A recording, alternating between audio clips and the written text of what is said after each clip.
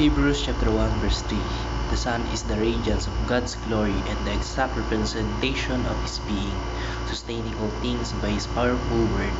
After He had provided purification for sins, He sat down at the right hand of the Majesty in heaven. Sa Tagalog po ay, sa Kanya makikita ang nagniningning na kadakilaan ng Diyos. At kung ano ang Diyos ay ganun din siya. Siya ang nag-iingat sa lahat ng bagay sa mundo sa pamamagitan ng makapangyarihan niyang salita. Magandang araw, dito na naman tayo sa labas ng apartment nag-devotion dahil may natutulog na sa loob at baka makagambala pa tayo at baka makagising pa tayo, lalo na yung mga pagod galing sa trabaho, galing sa school, ganun. Kaya dito na natin sa labas ng apartment na pili mag-devotion at ngayon pa lamang pinaghingi ko na ng pasensya at konting please bear with me dahil medyo maingay nga po dahil dito sa aircon at sa mga jeep na dadaan marinig po. Kaya yun, mabalik tayo sa ating tatalakayin po natin ngayong araw sa ating daily devotion ay ang beauty o ang kagandahan. Ang una pong katuruan na natutuhan ko ngayong araw ay Pastor Russell Ocampo ay God is the highest degree of beauty.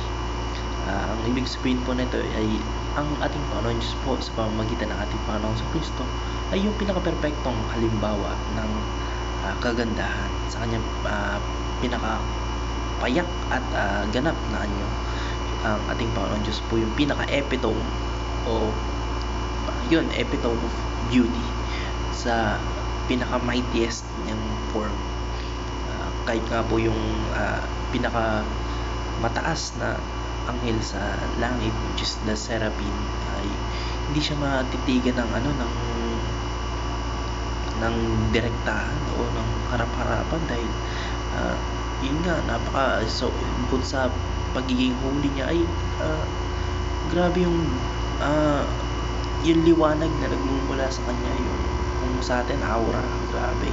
Kahit yung pinakamataas na anghel sa langit ay hindi siya kayang direktang masilayan o makita. Kahit nga po si Moises na pinili niya mismo, hinandipik niya mismo kung sa atin pa, kung sa ating term pa, pinili niya mismo ng kamay niya, hindi makita o bawal makita ni Moises yung tunay na anyo ng ating Panginoon Diyos dahil nga po yung grabe yung beauty niya, siya yung pinaka-epitome yung beauty yun, sa ganung paraan o sa ganung pamamaraan hindi siya direktahang makita o pwedeng makita ng ibang tao dahil sila po ay masusunog o mababanish from existence. Ganun po kaganda, ganun po yung ka-perpekto yung wangis ng ating Panginoon Diyos. Hindi lamang po ito sa pisikal na kaanyuan kundi sa kabuuan ng kanyang karakter at mga gawa. Ang ating Panginoon sa Kristo po ay medyo na may dumaan kaya tayo na wala sa focus, kaya mabalik tayo. Ang ating Panginoon sa Kristo po ay kumakatawan sa kabuuan ng kabutihan, pagiging banal at kaluluhatian ng ating Panginoon Diyos. Kaya yung kagandahan po ng ating Panginoon Diyos ay hindi nakikita lamang sa material na bagay kundi sa pagkilos at pagkatao ng ating Panginoon sa Kristo. Kung gaano po kaganda o kung gaano ka-perfecto yung pinakita ng ating Panginoon Diyos dito sa lupa, ganun ka-perfecto o ganun yung natatanging kagandahan ng ating Panginoon Diyos.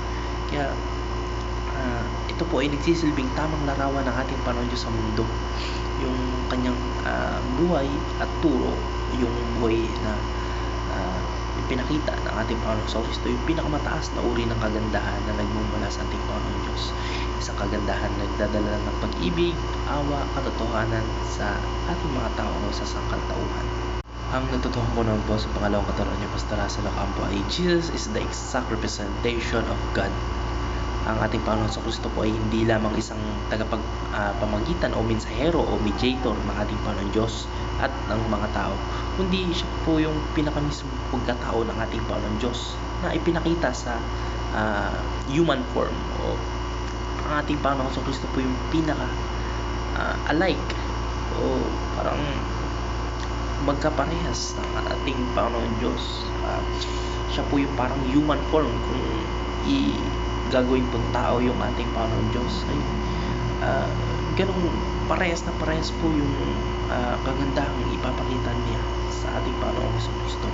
Kaya ang salitang exact representation po na sinabi o yung natinuro ng ating pastor na si Russell Ocampo ay nangangahulugan na ang ating Panginoong Jesucristo ay ganap na kopya o larawan ng ating Panginoon Diyos sa lahat ng aspeto, sa kanyang kalikasan, karakter at kapangyarihan. Siyempre, pinapakita niya po yung buong kalawalatian at kabanalan ng ating Panginoon Diyos.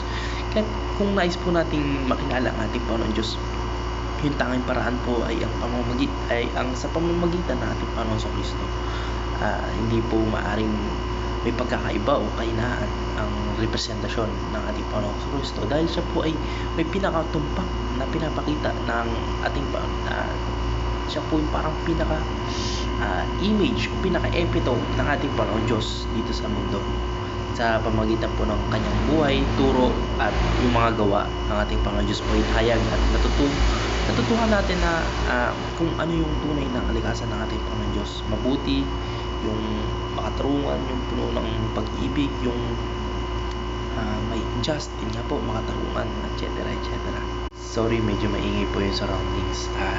Maingay na nga tong aircon, nadagdagan pa ng jeep, tsaka yung mga pusa, yung ano po sa background. Please bear with me, guys. Sorry. In my next devotion, I'll try my best to avoid that kind of noise or hindrance na may devotion. At mabalik po tayo sa ating tatalakayin sa pangatlong katuruan ng ating ni Pastor Russell Ocampo, yung Christ-likeness makes Christians beautiful. Kapag po yung isang Kristiyano ay nagsusumikap maging katulad ng ating Panginoon sa Kristo, kaya nga po ay medyo lalayo tayo. Kaya nga po tinawag tayong Kristiyano kasi nga po yung ating pinaka-idol ay ang ating Panginoon sa Kristo. Kaya hanggat maaari o hanggang sa kaya ng ating best ay parang pinipilit natin na gayahin ang ating Panginoon sa Kristo, yung kanyang katuruan, yung kanyang pinamuhay, kung gaano siya naging tao dito sa mundong ibabaw. Tsaka yung pinakita po ng yung mga katangiang tulad ng kabutihan, pagmamahal, pagpapakumbaba at kabanalan, siya po yung nagiging maganda sa mata ng ating Panginoon Diyos. Kaya yun po dapat yung ikilos natin, kung ano yung ikinilos ng ating Panginoon sa Kristo dito sa lupa. Kaya hindi po ito tumutukoy sa panlabas na itsura, kasi kapag inisip natin minsan kapag maganda ay puro visual, matangos ilong, maganda yung facial harmony, at medyo maganda yung mata, yung ganon basta etc. Hindi po ganon yung pagbabas kung paano bumase sa kagandahan ang ating Panginoon Diyos. Hindi sa spiritual po na kagandahan na nagdudulot ng dulot ng pagkakaroon ng mga katangian ng ating Panginoon Jesucristo sa sarili ng isang tao. Kapag po kasi sinabi natin na maganda spiritually, pinapakita po natin kung paano namuhay. Pinapakita natin sa sarili natin yung mga katangian ng ating Panginoon Jesucristo nung siya ay namumuhay o tao pa lamang dito sa mundong ibabaw. Kaya po yung Christ-likeness o pagiging katulad ng ating Panginoon Jesucristo ay isang uri ng kagandahan na may malalim na kahulugan, dahil ito po ay nagmumula sa isang buhay na tapat at sumasailalim sa kalulatian ng ating Panginoon Diyos. Sa ganitong paraan po, ang pagiging tulad ng ating Panginoon Jesucristo ay nagbibigay ng tunay na kagandahan sa ating mga Kristiyano. At yun nga po, kapag gusto nating maging maganda talaga, hindi ito based on physically, kasi kapag sa atin, pag sinabi natin maganda, iniisip natin yung mga katangiang yun, yung sinabi ko kanina, matakas ilong, maganda facial harmony, etc. Na hindi lang po ganun. Dapat as a Christian, ipinapakita rin po dapat natin kung paano pinapakita natin sa ating mga buhay o sa ating mga kinikilos sa pang-araw-araw, kung gaano o kung paano nabuhay ang ating Panginoon sa Kristo dito sa lupa. Yun lamang po. Maraming salamat and God bless. Amen.